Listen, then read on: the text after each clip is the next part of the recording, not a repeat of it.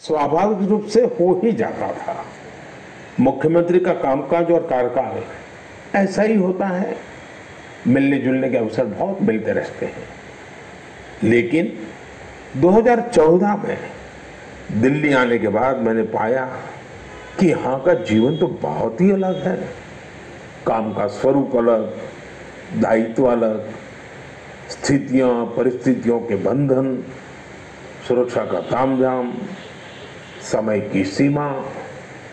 शुरुआती दिनों में कुछ अलग महसूस करता था, खाली खाली सा महसूस करता था।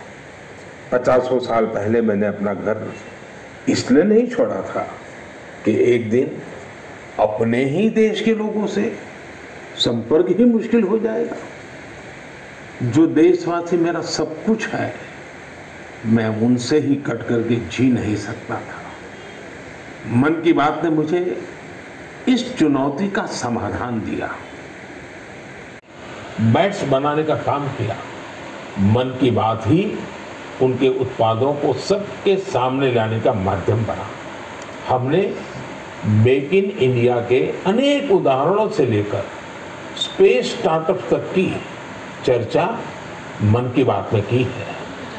साथियों, आपको याद होगा कुछ एपिसोड पहले मैंने मणिपुर की बहन विजय शांति देवी जी का भी जिक्र किया था। विजय शांति जी कमल के रेशों से कपड़े बनाती।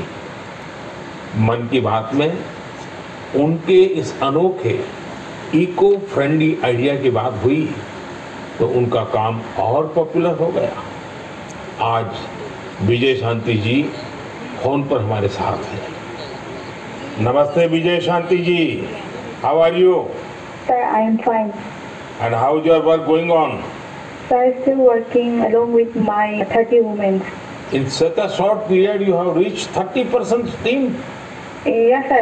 This year also more expand with 100 women in my area. So your target is 100 women. Yeah, 100 women. And now people are familiar with this lotus stem fiber. Yes, sir. Everyone know from Man Ki Baat program all over India. So now it's very popular. Yes, sir. From Prime Minister Man Ki Baat program, everyone knows about the lotus fiber. So now you got the market also.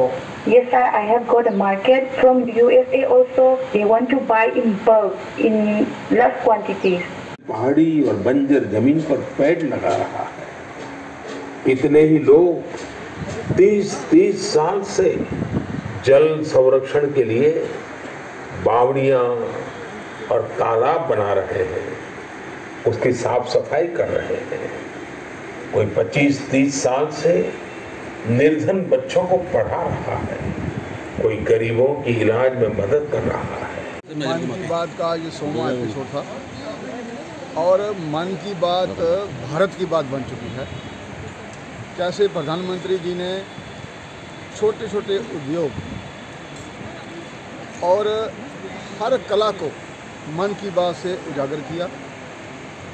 Vocal for local हो, और चाहे पर्यावरण हो, education हो, रोज़गार हो, हर संबंधी बात पूरे देश के सामने रखी। इससे बाकी लोगों को भी प्रेरणा मिली। अगर कहीं कोने में बैठकर एक व्यक्ति इतना देश के लिए अपना समर्थ के साथ आगे बढ़ सकता है तो हम क्यों नहीं।